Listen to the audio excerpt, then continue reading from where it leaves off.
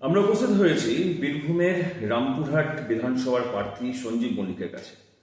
সঞ্জীব মল্লিক, যিনি কিন্তু এক প্রকার রবিনহুড নামে পরিচিত, তার কারণ আপনারা জানেন যে সমগ্র বীরভূম জেলার একমাত্র পৌরসভার কাউন্সিলর, সে হচ্ছে বিরোধী কাউন্সিলর, সে সঞ্জীব মল্লিক সিপিআইএম এর। এবং স্বয়ং যে বীরভূম জেলা নাম শুনলে আমরা নাম শুনতে পাই অনুব্রত মণ্ডল, সেই গড়ে দাঁড়িয়ে তিনি কিন্তু জেলে থেকেও কিন্তু নির্বাচন জিতেছেন।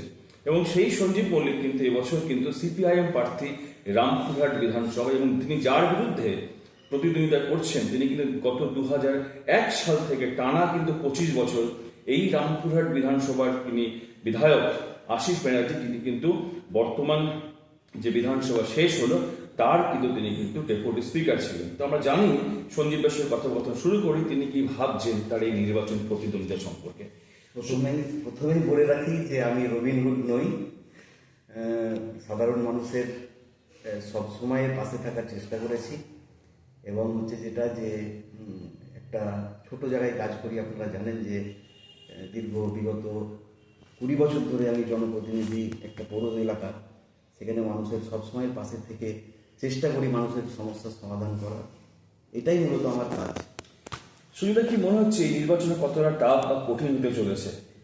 দেখেন, নির্বাচনে আমরা লড়াই করি মানুষের অধিকার, রুটি রুজির লড়াই, যেটা আমাদের মূল কথা, যে এই সমাজ ব্যবস্থা বদল করা। যেভাবে চলছে গোটা রাজ্যটা, যে বর্তমানে পশ্চিমবঙ্গের অবস্থা একেবারে শেষ।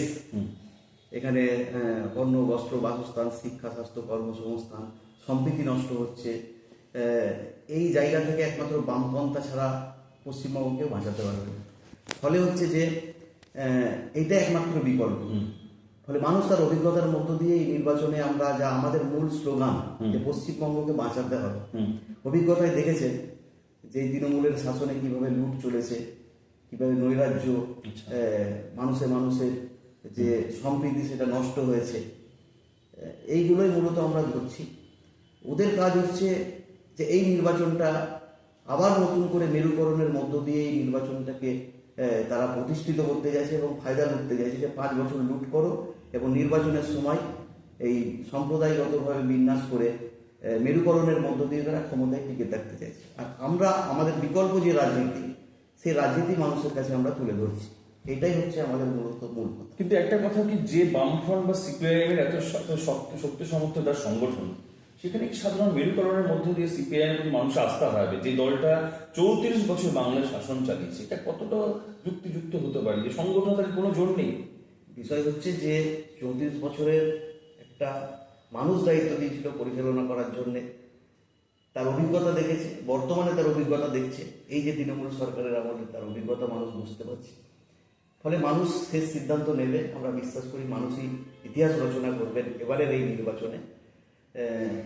সংগঠন একটা দীর্ঘদিন ক্ষমতায় থাকার পর, হঠাৎ করে ক্ষমতায় চলে যাওয়ার পর, তবে বামপন্থী রাজনীতি সংগঠন এখনো পর্যন্ত যা ধরে রেখেছি আমরা, সেটা মূলত গোটা রাজ্যের আমাদের যারা প্রত্যেক দিন লড়াই সংগ্রাম, মানুষের রুটি রুজির লড়াই সংগ্রাম থেকে শুরু করে অধিকারের প্রশ্ন থেকে শুরু করে শিক্ষা, স্বাস্থ্য, কর্মসংস্থান, এইগুলোকে তুলে ধরে প্রত্যেক দিন বামপন্থীরা দেখবেন লড়াই আছে। ফলে তার একটা সুফল তো আছেই। ফলে সেইটাই হচ্ছে আমাদের মূল সম্পদ, সেইটাই নিয়ে আমরা মানুষের কাছে যাচ্ছি। কিন্তু মানুষ তো রুটিজুরি কথা যদি হয়, রাজ্য সরকার তো বিভিন্ন পরিকল্পনা করেছে, সে লক্ষ্মীর ভান্ডার থেকে শুরু করে হালফিলে যুবসাথী পর্যন্ত। আপনার কি মনে হয় যে তাহলে এই নতুন প্রজন্ম আপনাদের কেন ভোট দেবে? কি ভেবে ভোট দিতে চাইবে? যে এত প্রকল্প করার পর মানুষের সমস্যার সমাধান হচ্ছে? আজকে এমন কোনো বাড়ি বা পরিবার আপনি দেখাতে পারবেন যে পরিবারে কোনো বেকার ছেলে মেয়ে নেই? তাদের ভবিষ্যৎ কেন তাদের রাজ্যের বাইরে চলে যেতে হচ্ছে? ওই 1,500 টাকা যেটা দেওয়া হচ্ছে সেটাই কি ভবিষ্যৎ? লেখাপড়া কোথায় গিয়ে দাঁড়িয়েছে? তাদের স্কুলগুলো বন্ধ হয়ে যাচ্ছে। স্বাস্থ্যের কি অবস্থা? সরকারি হসপিটালগুলোতে চিকিৎসার কি অবস্থা? এগুলো তো মানুষ বিচার করছে, দেখছে।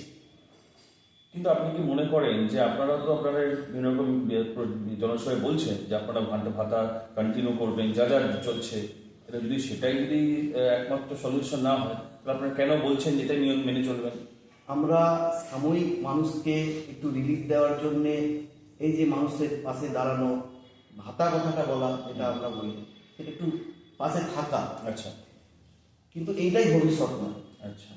ভবিষ্যৎ হচ্ছে কর্মসংস্থান, শূন্য পদে নিয়োগ, যা আমাদের এইবারের নির্বাচনী ইশতেহারে যেটা আমরা ঘোষণা করেছি, যে প্রধান বামফ্রন্ট সরকার ক্ষমতায় এলে আমাদের প্রথম কাজ হচ্ছে প্রত্যেকটি সরকারি যে শূন্য পদগুলো রয়েছে সেইগুলোতে নিয়োগ। স্বাভাবিকভাবেই সব থেকে যে সমস্যা, আজকে পরিযায়ী হয়ে আমাদের রাজ্য থেকে বাইরে চলে যাচ্ছে, তাদের কি অবস্থা, বাংলা ভাষায় কথা বলার জন্য তাদের হেনস্থা হতে হচ্ছে, এমনকি তাদেরকে মেরে দেওয়া হচ্ছে, সেই লাশ কফিনবন্দি হয়ে আমাদের রাজ্যে আসছে। রাজ্য সরকারের কাজ হচ্ছে 2 লক্ষ টাকার একটা চাকরি, এটাই কি তার কাজ? কেন এগুলো হচ্ছে? আমাদের রাজ্যের সাংবিধানিক যা অধিকার ক্ষমতা রয়েছে মুখ্যমন্ত্রী, তিনি তো অন্য রাজ্যের মুখ্যমন্ত্রীদের সঙ্গে কথা বলতে পারেন, দেশের স্বরাষ্ট্র সচিবের সঙ্গে কথা বলতে পারেন। কেন বাংলার পরিযায়ীরা হেনস্থা হবে অন্য রাজ্যে গিয়ে? কিন্তু আপনার বিরোধী যে সফল যে ইস্যুগুলো ছিল, সে তিলোত্তমা থেকে শুরু করে হাল ফেলে দ্রব্যমূল্য বৃদ্ধি হোক বা যে কোনো দুর্নীতি হোক, আপনারা কতটা পরিমাণে প্রোঅ্যাক্টিভলি অতি সক্রিয়ভাবে আন্দোলন করতে পেরেছেন বলে আপনারা মনে করেন? দেখুন, আরজি করের আন্দোলন গোটা রাজ্যের, গোটা দেশের মানুষ দেখেছে। স্বাভাবিকভাবে প্রত্যেক দিনই যেভাবে আমাদের রাজ্যে নারীরা নির্যাতিত হচ্ছে, ধর্ষণ হচ্ছে, বিশেষ করে আমাদের এখানে বারোমেশিয়ায় যে আদিবাসী ছাত্রী খুন হয়ে গেল, সেখানে যিনি অভিযুক্ত, মূল অভিযুক্ত, তাকে থানা থেকে ছাড়িয়ে নিয়ে যাওয়া হচ্ছে, সেখানে শাসক দলের নাম জড়িয়ে যাচ্ছে। এগুলো তো মানুষ কাছ থেকে দেখেছে। বকলের মতো ঘটনা এখানে ঘটেছে, যেখানে শুধুমাত্র তোলাবাজির জন্য এত বড় একটা খুন এবং কি বলবো, যে পুড়িয়ে মেরে দেওয়া হলো 10 জনকে। এ হতে পারে সভ্য সমাজে? এগুলো তো এই বিধানসভার মধ্যে এই ঘটনাগুলো ঘটেছে। এ তো কৈফিয়ত দিতে হবে এখানকার বিধায়ক, এই ঘটনা কেন ঘটেছে। কিন্তু দেখুন, দীর্ঘ এত বছরকে 2011 সালের পর থেকে রক্তক্ষরণ বামেদের হয়েছে, আপনারা কতদূর পর্যন্ত সেটাকে মেকআপ দিতে পারবেন বলে মনে হয়?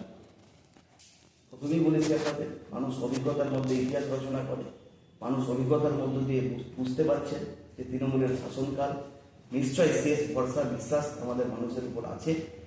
তারা বিচার করবেন এবং বামপন্থাকে ফিরিয়ে আনবেন।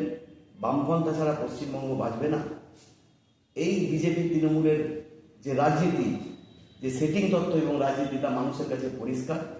যদি বিজেপি সরকার এত রাজ্যের দুর্নীতি, এই দুর্নীতির বিচার যদি করতেন, তাহলে আজকে মুখ্যমন্ত্রী এবং তার ভাইপো জেলে থাকতেন।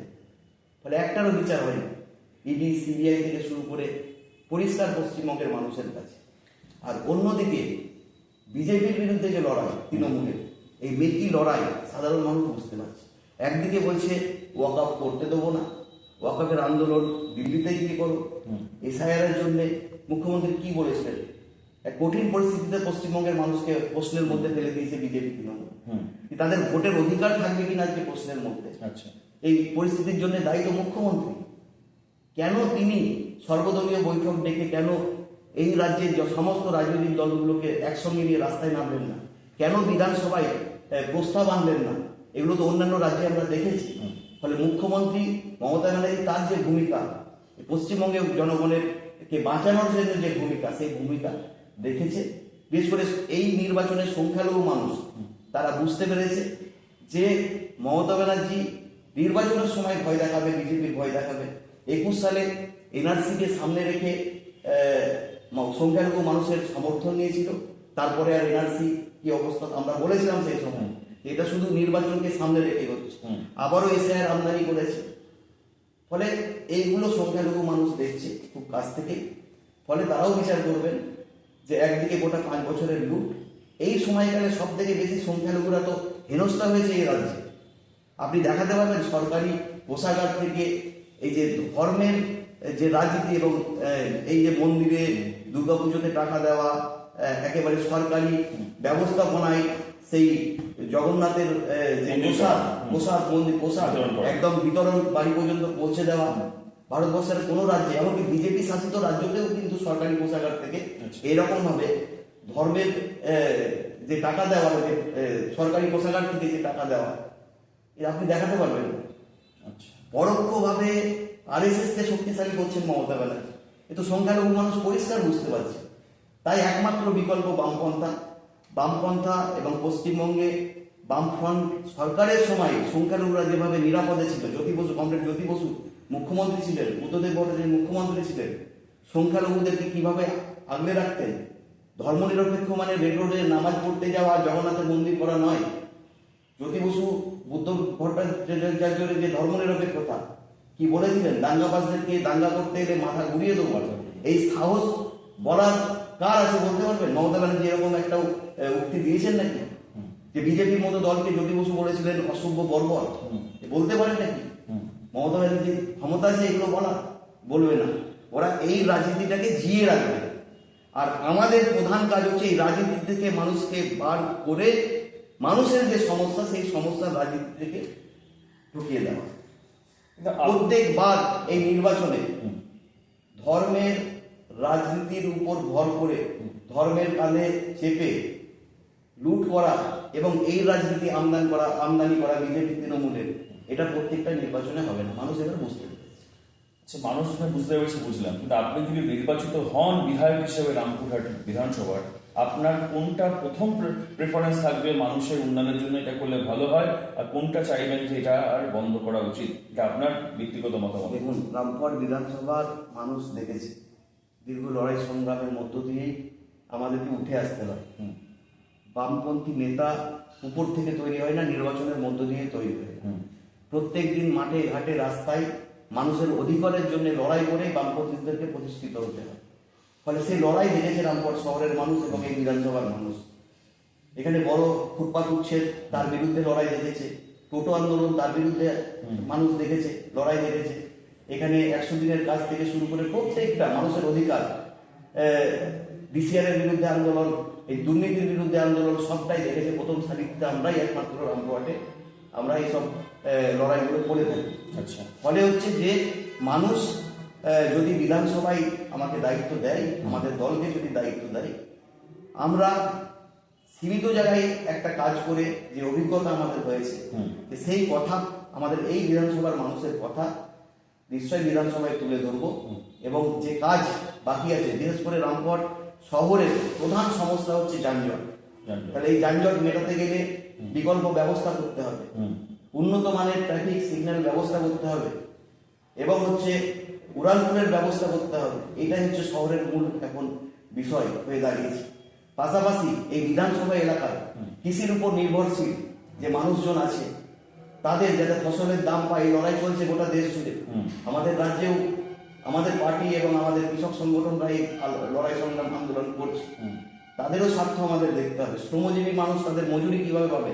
এখানে একটা মানে এই বীরভূম জেলা মূলত যে পাথর শিল্পাঞ্চলের উপর নির্ভরশীল, বহু শ্রমিক সেখানে কাজ করে, তাদের মজুরির কি হবে? তাদের মজুরির প্রশ্ন আমাদেরকে সামনে আনতে হবে। আজকে তৃণমূলের তোলাবাজির ফলে এই পাথর শিল্পাঞ্চল বন্ধ, ট্রান্সপোর্ট ব্যবসা বন্ধের মুখে। এই সমস্ত বিষয় নিয়ে আমরা বিধানসভায় তুলব। শিক্ষা, স্বাস্থ্য, আজকে স্কুল, এই বিধানসভায় এলাকায় স্কুলগুলোর কি অবস্থা? প্রাইমারি স্কুল বন্ধ। প্রত্যেক বছর মাধ্যমিক উচ্চ মাধ্যমিকের পরীক্ষার্থী কমে যাচ্ছে, স্কুল ছুট বাড়ছে। সরকারি হসপিটাল, একটা মেডিকেল কলেজের নাম করে একটা হসপিটাল করে দেওয়া হয়েছে, বিল্ডিং হয়েছে বড় বড়, কিন্তু চিকিৎসার কোনো উন্নতি হয়েছে? পর্যাপ্ত ডাক্তার নেই, নার্স নেই। এগুলো সব আমাদের দেখতে হবে। নিশ্চয় মানুষের স্বার্থ নিয়েই, মানুষের অধিকারের প্রশ্নেই আমরা বিধানসভায় তুলে ধরবো। এটাই মূলত হচ্ছে মানুষের কাছে আমরা আবেদন। আমরা আশা করি আপনার আবেদন মানুষ শুনবেন এবং আপনার প্রতিনিধি হিসেবে মানুষ পাঠানোর ব্যাপারেও ভাবনা চিন্তা করবেন এবং আপনার বক্তব্য যাতে রামপুরহাটবাসীর পক্ষ থেকে বিধানসভাতে প্রতিধ্বনিত হয়, সেটাই কিন্তু আমাদের আশা থাকবে এবং সেটা কিন্তু আপনারও কিন্তু আশা থাকবে, আপনার দলের তরফ থেকে। আমরা কথা বললাম সঞ্জীব মল্লিকের সঙ্গে। বীরভূম লোকসভার মধ্যে তথা বীরভূম জেলার মধ্যে একমাত্র এই জেলার মধ্যে বিরোধী কাউন্সিলর সিপিএম থেকে, যিনি জেল থেকেও নির্বাচিত হয়েছিলেন, অর্থাৎ মানুষের ভালোবাসাটা হয়তো কাজ করেছিলেন মধ্যে একজন মানুষকে নির্বাচিত করেছিলেন। আমরা সঞ্জীবদাকে বিভিন্ন রকম মাঠে ময়দানে বিভিন্ন লড়াইতে দেখতে পাই এবং সঞ্জীবদা সম্পর্কে কিন্তু মানুষের যে ভাবনা, সৎ ভাবনা আছে, এবং সেটা কিন্তু বিরোধীরা নিজেরাও স্বীকার করেন যে সঞ্জীবদার ইমেজটা কিন্তু সত্যি কিন্তু অনুকরণীয়। আমরা আশা করব মানুষ তার মতামতটা কিন্তু তাদের ব্যালট বক্সেই দেবেন এবং চৌঠা মে অবধি অপেক্ষা করতে হবে সেই মতামতটা কতদূর বাস্তবায়িত হলো বা কি ভাবছেন মানুষের জানার জন্য। সুতরাং শুভসচির রিপোর্ট, নিউজ ইন্ডিপেন্ডেন্স বেঙ্গল।